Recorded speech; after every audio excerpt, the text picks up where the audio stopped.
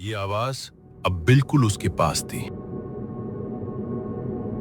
आरव की आंखें फैल गईं, गला सूख गया।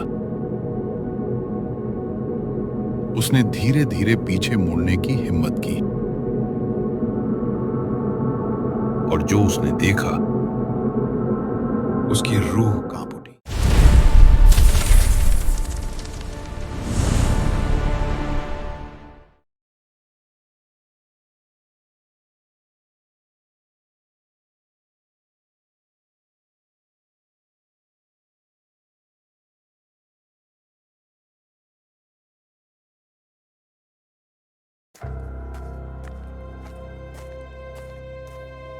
चारों ओर अंधेरी रात छाई हुई थी और उसी के साथ तेज हवाएं चल रही थीं।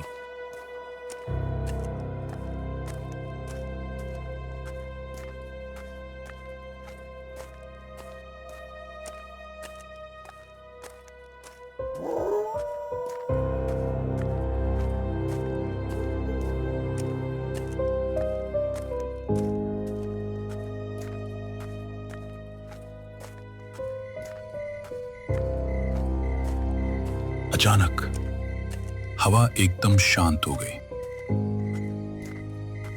कई सालों बाद आरव फिर उसी रास्ते पर चल रहा था,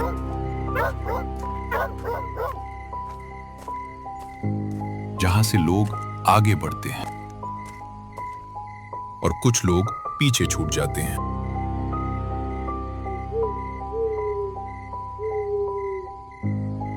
उसे लगा था समय सब मिटा देता है, पर कुछ यादें रास्ता याद रखती हैं।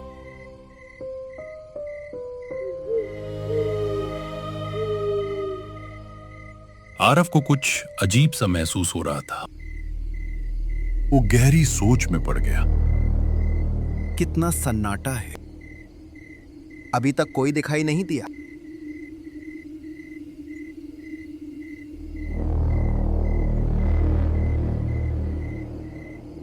वो रुककर इधर उधर देखने लगा था, तभी अचानक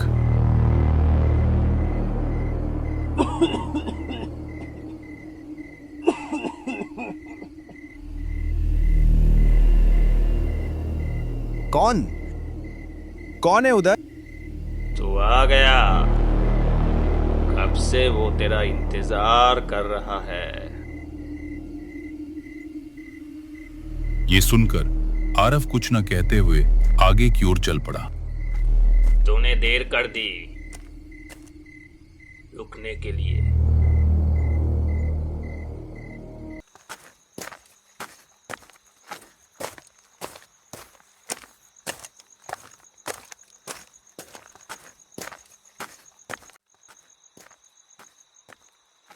चलते चलते आरव उसी हवेली तक आ पहुंचा, जहां कभी उसका बचपन गुजरा था।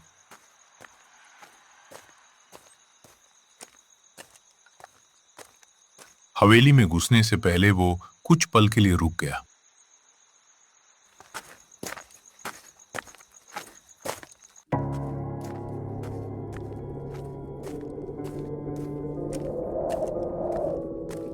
आरव उसी कमरे में आया जहां कभी वो अकेला नहीं था।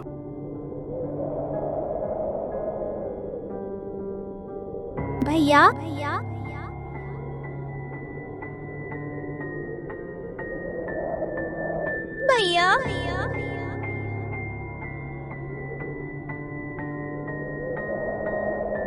उसे ऐसा महसूस हो रहा था जैसे बीते हुए कल से कोई लगातार उसे पुकार रहा हो।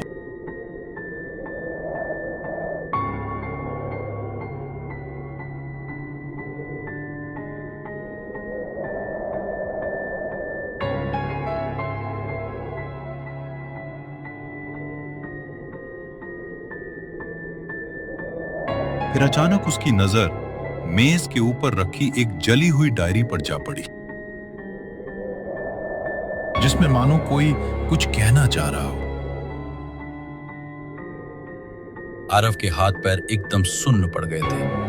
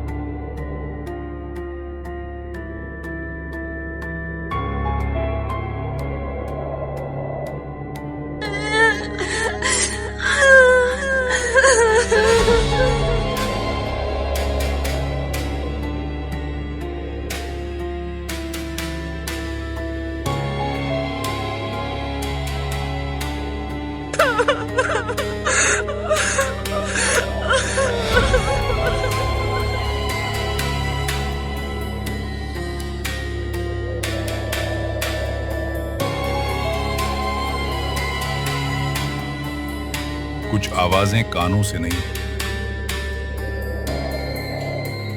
यादों से सुनाई देती हैं।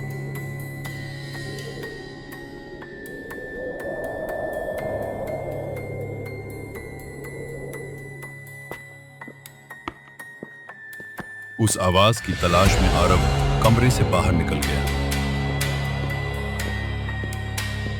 एक पांव के निशान जैसे उसे रास्ता दिखा रहे थे।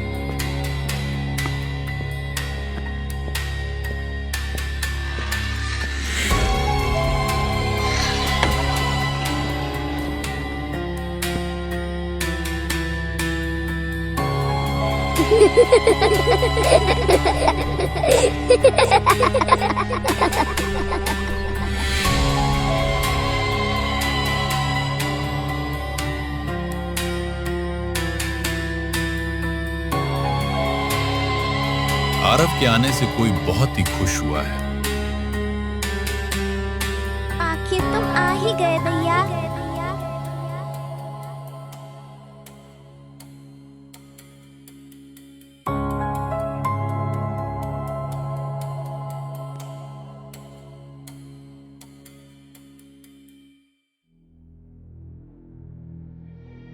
आरव बहुत डर गया था। वो डरते हुए चिल्लाने लगा, मोहन, मोहन, कहाँ हो तुम? मैं इधर हूँ भैया।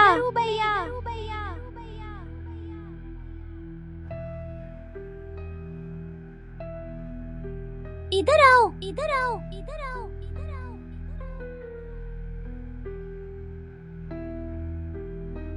मेरे पास आओ, मेरे पास आओ, मेरे पास आओ, मेरे पास आओ।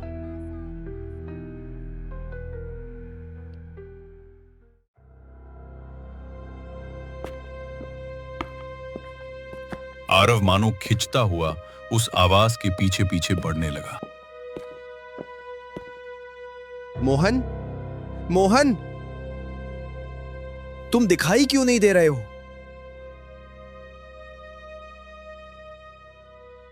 आरव बार बार उसे पुकारता रहा और उसे ढूंढता रहा।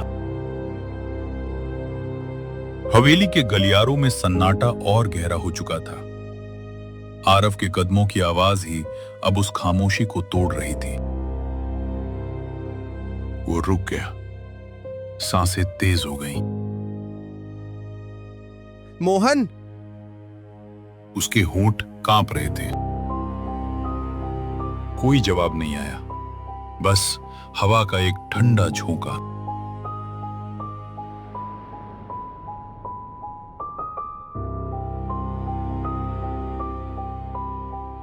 फर्श पर पड़े उन पांवों के निशान फिर से दिखाई दिए, जैसे कोई उसे जानबूझकर बुला रहा हो।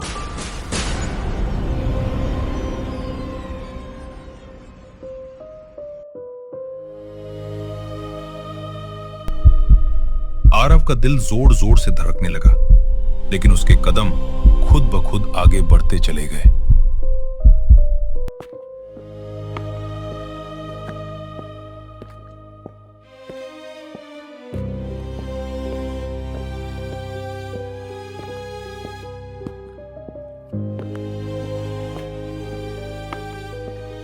मैं इधर हूँ भैया।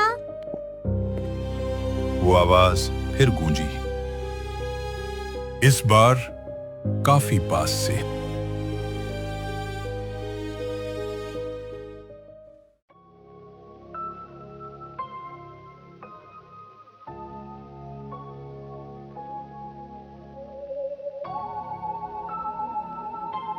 आरव की आंखें फैल गईं। उसने पीछे मुड़कर देखा।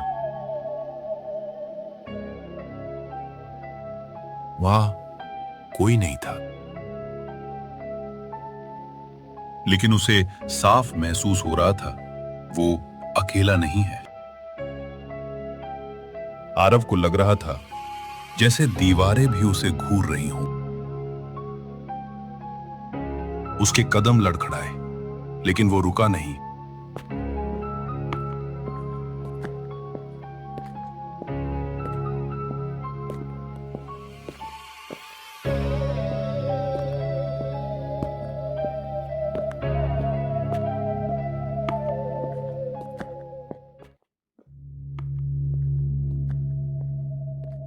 पांव के निशान अब सीढ़ियों की ओर जा रहे थे।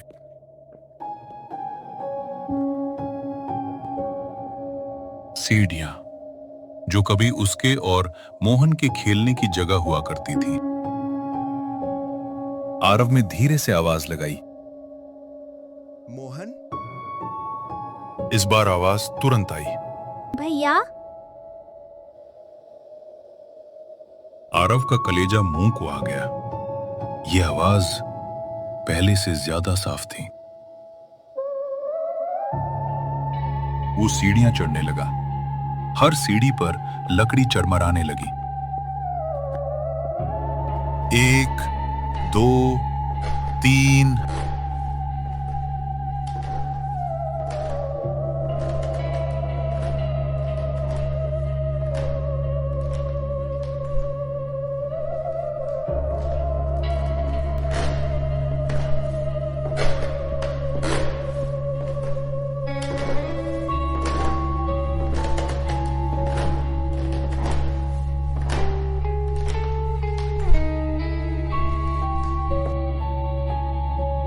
ऊपर पहुंचते ही हवा अचानक ठंडी हो गई। मोमबत्ती की लौ कांपने लगी।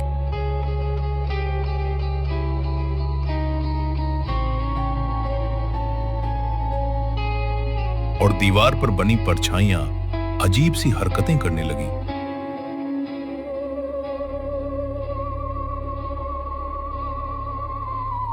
और फिर एक ही पल में सब कुछ शांत हो गया। डर के मारे आरव पीछे मुड़कर वापस आने ही वाला था कि तभी अचानक, फिर मुझे छोड़कर चले जाओगे भैया?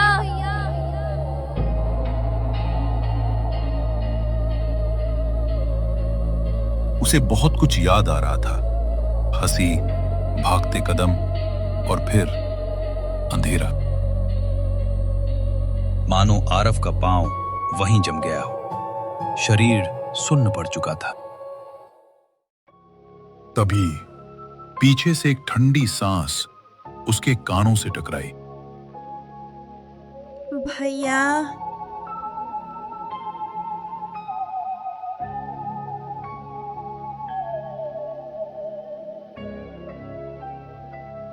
ये आवाज अब बिल्कुल उसके पास थी। आरव की आंखें फैल गईं, गला सूख गया। उसने धीरे धीरे पीछे मुड़ने की हिम्मत की। और जो उसने देखा, उसकी रूह कांप उठी। वहां मोहन खड़ा था, लेकिन उसका चेहरा जला हुआ था और उसके चेहरे से ठंडी ठंडी धुआं सी उठ रही थी। उसके पांव जमीन को छू ही नहीं रहे थे। अब देर हो गई है भैया। मोहन की आवाज एक साथ कई आवाजों जैसी थी। हवेली की दीवारें कांप उठी, दिए बुझ गए, अंधेरा छा गया। और उसी अंधेरे में मोहन मुस्कुराया। एक ऐसी मुस्कान जो जिंदा इंसान की नहीं थी। उस डरावनी मुस्कान को देखते ही आरव की चीख गले में ही अटक गई। वो एक कदम पीछे हटा, फिर दूसरा। लेकिन तभी मोहन तेजी से उसकी ओर बढ़ी। भागो मत भैया। उस दिन भी तुम मुझे छोड़कर भाग गए थे। ये आवाज अब उसके चारों ओर गूंज रही थी। आरव ने पूरी ताकत लगाई और दौड़ पड़ा। गलियारे लंबे होते चले गए। उसके पीछे कदमों की आवाज नहीं थी। फिर भी उसे महसूस हो रहा था कोई उसके बहुत पास है। पीछे मुड़ा तो देखा मोहन हवा में तैरता हुआ। उसकी जली हुई आंखें सीधे आरव को घूर रही थी। अब तुम कहीं नहीं जा सकते। आरव की सांस टूटने लगी, सीना जलने लगा। उसने आखिरी दरवाजे की ओर दौड़ लगाई, हाथ बढ़ाया और तभी सब कुछ एक झटके में अंधेरे में डूब गया।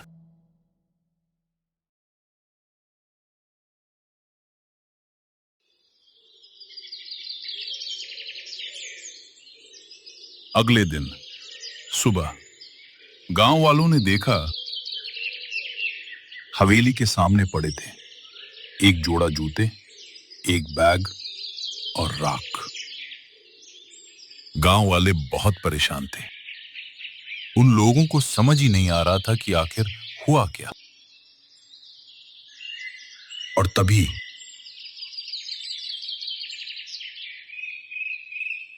वह बुजुर्ग आदमी वहां आया। उसने कहा,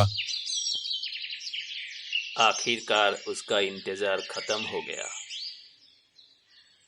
दोनों भाई अब फिर से मिल गए।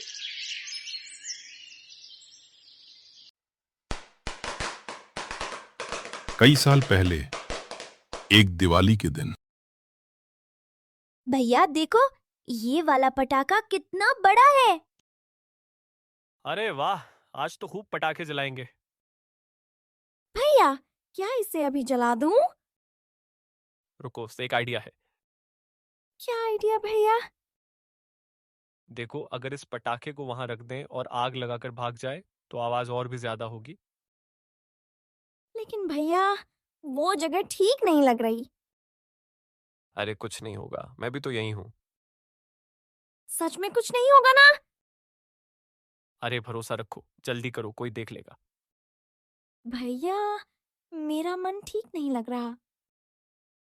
डरो मत, बस आग लगाओ और मेरे पीछे पीछे भागना।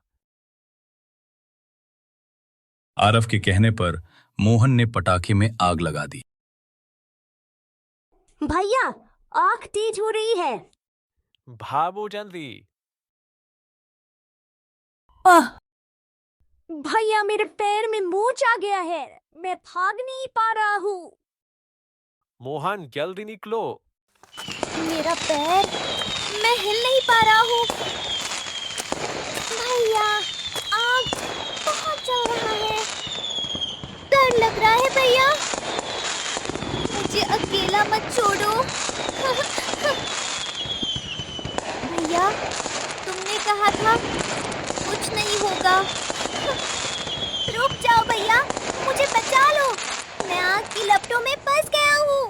भैया